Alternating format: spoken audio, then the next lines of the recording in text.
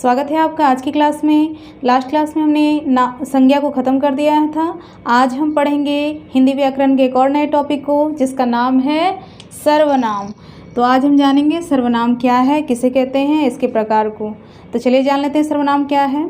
सर्वनाम, इसे अगर हम तोड़ें तो हम तोड़ सकते हैं दो। सर्वनाम बना है दो शब्दों के मिलने से, सर्व जोड़ नाम।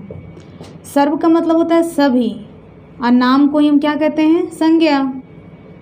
सभी संज्ञा के बदले जिस शब्द का प्रयोग किया जाता है उसे ही हम क्या कहते हैं, सर्वनाम कहते हैं। या हम बोल सकते हैं सर्व का मतलब सभी, और नाम का तो नाम ही है, किसी वस्तु को जिसके द्वारा हम पुकारते हैं वो उसका नाम कहलाता है। तो सभी नाम के बदले जिस शब्द का प्रयोग किया जाता है उसे हम क्या कहते हैं, सर्वनाम। और सभी नाम क्या है, संज्ञा है, तो हम कहते हैं संज्ञा के बदले जिस शब्द का प्रयोग किया जाता है उसे क्या कहते हैं, सर्वनाम।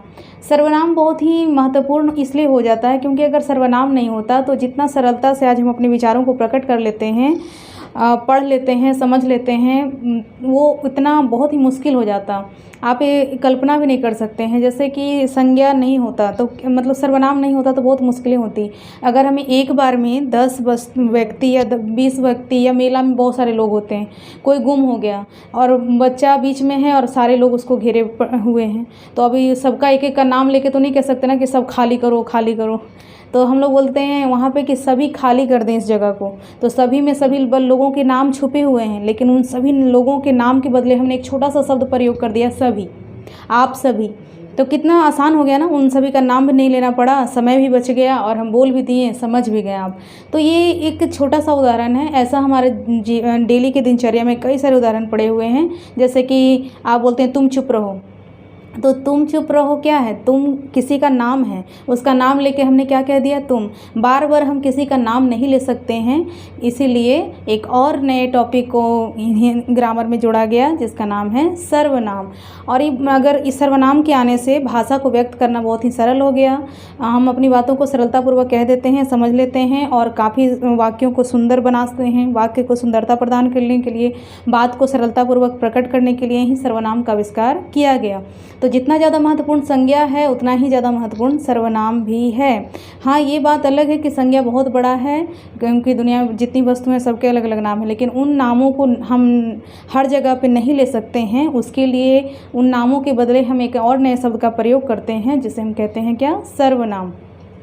तो सर्वनाम क्या है, संज्ञा के बदले ही जिस शब्द का प्रयोग किया जाता है उसे सर्वनाम कहते हैं। जैसे कि मैं ही, मेरा नाम निधि भारती है, मैं निधि भारती यहाँ रहती है, निधि भारती के इतने भाई बहन हैं, निधि भारती निधि भारती बार बार रिपीट करेंगे तो क्या होगा कि आपको निधि भारती ज़्यादा याद रहेगा और आप इरिटेट भी हो जाएंगे, हमारी बात को अच्छे से सुनेंगे भी नहीं, समझेंगे भी नहीं, और मेरे बारे में जो विशेषताएँ बताई जा रही है वो आपको बिल्कुल भी याद नहीं रहेगा। तो ऐसे में काफ़ी दिक्कतें होती। लेकिन मैं बोल रही मेरा नाम निधि भारती है, तो देखिए मेरा, फिर उसके बाद मेरे इतने भाई बहन हैं, मैं यहाँ रहती हूँ, तो मैंने अपने नाम के बदले कौन सा शब्द का प्रयोग किया है, मैंने, मुझे। तो ये जो है ना, वो अपने खुद के नाम के बदले हम प्रयोग करते हैं।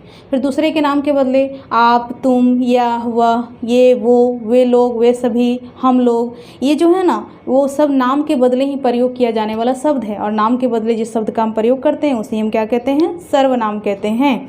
तो सर्वनाम क्या करता है, वाक्यों को सुंदरता प्रदान करता है, बात बोलने में क्या करता है, एकदम सरल करता है, आसानी से हम समझ सकते हैं एक दूसरे की बातों को। तो इसलिए सर्वनाम भी क्या है, बहुत ही महत्वपूर्ण टॉपिक है। तो इसे समझ लेते हैं। क्या हो गया इसका परिभाषा, संज्ञा के स्थान पर, हमेशा संज्ञा को ही नाम कहते हैं, नाम के स्थान पर या संज्ञा के स्थान पर जिस शब्द का प्रयोग किया जाता है उसे हम क्या कहते हैं, सर्वनाम कहते हैं। जैसे में मैं, हम, तुम, यह, वह और भी ऐसे कई सारे हैं इत्यादि, लेकिन यही सब है, मैं, तुम, हम, यह, वह, वे लोग, वे सभी, हम लोग, ये सब क्या हैं, सब सर्वनाम के उदाहरण हैं। सर्वनाम एक विकारी शब्द है। संज्ञा भी एक विकारी शब्द था, क्योंकि संज्ञा के वचन होते हैं, पुरुष होता है, लिंग होता है। संज्ञा जो है वो वचन, कारक, पुरुष, लिंग, काल के अनुसार अपना रूप क्या करता है, बदलता है। तो उसी तरह से सर्वनाम भी अपना रूप क्या करता है, बदलता है। वचन, पुरुष, काल के अनुसार ये अपना रूप बदल देते हैं। इसलिए सर्वनाम भी जो है वो क्या है, एक विकारी शब्द है। आप देख लीजिए, हिंदी में सर्वनाम के तो ऐसी प्रकार अलग हैं, लेकिन इसकी संख्या कही जाए मूल रूप से इनकी संख्या तो वो होती है 11। सर्वनाम की मूल रूप से संख्या होती है 11।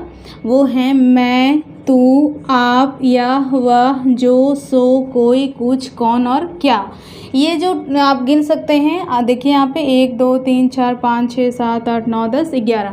ये मूल जो है संख्या, सर्वनाम की मूल संख्या हिंदी भाषा में 11 ही होती है।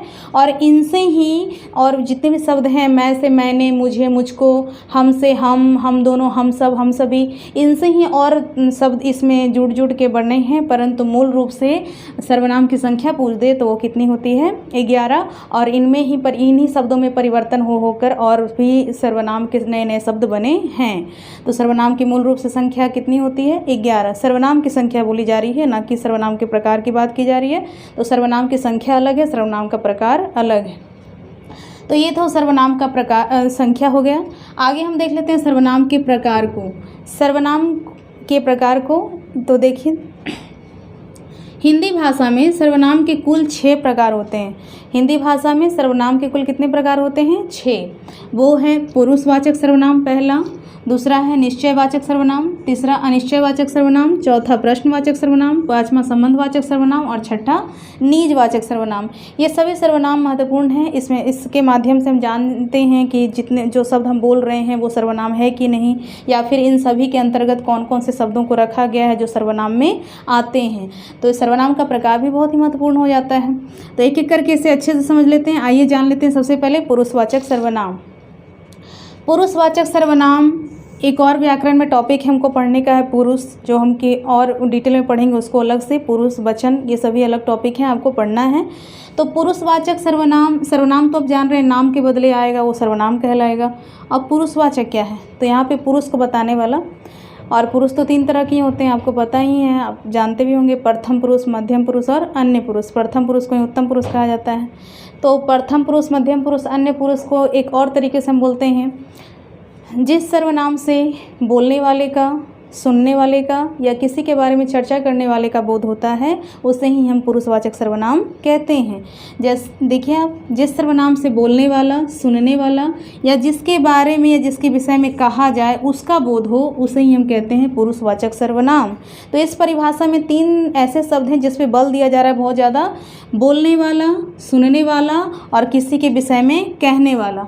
तो बोलने वाला ही प्रथम पुरुष कहलाता है। जैसे मैं अभी आपको क्या कर रही हूँ, बोल के पढ़ा रही हूँ ना, तो बोलने वाला प्रथम पुरुष। मैं किस में आ गई? प्रथम पुरुष में। एक से अधिक लोग बोल रहे होंगे तो वो भी प्रथम पुरुष हैं, लेकिन वचन अलग हो जाएगा, बहुवचन। अभी मैं एक अकेले बोल रही हूँ तो मैं प्रथम पुरुष हूँ, परंतु एक वचन में हूँ। अगर मेरे से एक से अधिक हम लोग अगर एक साथ बोल रहे होते तो हम प्रथम पुरुष ही होते, परंतु बहुवचन में होते।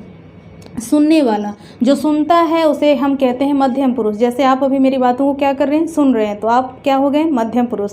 अगर आप अकेले सुन रहे हैं तो मध्यम पुरुष के एक वचन है। अगर आप एक से अधिक सुन रहे हैं तो मध्यम पुरुष के बहुवचन है। उसी तरह से अन्य पुरुष, किसी के बारे में कहा जाए, वह आज नहीं आया था, तो हमने किसके बारे में कहा? वह, उसके बारे में, है ना। उसके माता पिता बहुत ही दयालु हैं, तो अभी हम फिर बोल रहे हैं उसके माता पिता। तो देखिए, किसी के बारे में हम जब कहते हैं, जिसके बारे में कहते हैं, वो हमारा कौन पुरुष होता है? अन्य पुरुष कहलाता है। और अन्य पुरुष हो, चाहे प्रथम पुरुष हो, चाहे मध्यम पुरुष हो, उसे ही हम क्या कहते हैं? पुरुषवाचक सर्वनाम। तो हम इसको बोल सकते हैं, जिस सर्वनाम से बोलने वाले, सुनने वाले या किसी के बारे में चर्चा करने वाले का बोध कराए, उसे हम पुरुषवाचक सर्वनाम कहेंगे। या फिर हम बोल सकते हैं, जैसा कि हम जानते हैं कि बोलने वाले को प्रथम पुरुष, सुनने वाले को मध्यम पुरुष और जिसके बारे में कहा जाए वो अन्य पुरुष।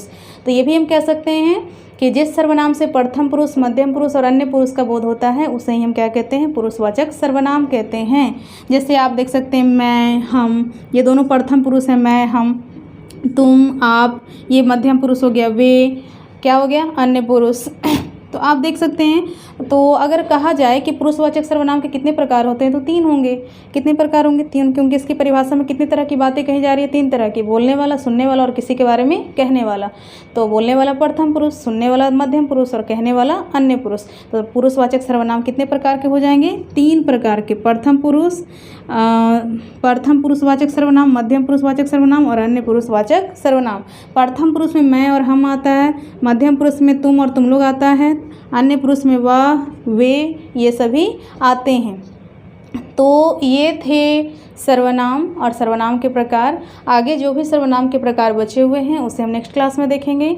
आज के लिए इतना ही। यदि आपको वीडियो अच्छी लगी तो लाइक, सब्सक्राइब, शेयर ज़रूर कर दें और डिस्क्रिप्शन में सर्वनाम से संबंधित प्रश्न दिए जाएंगे, उसे आप बनाएं और कमेंट बॉक्स में उसका आंसर ज़रूर दें। धन्यवाद।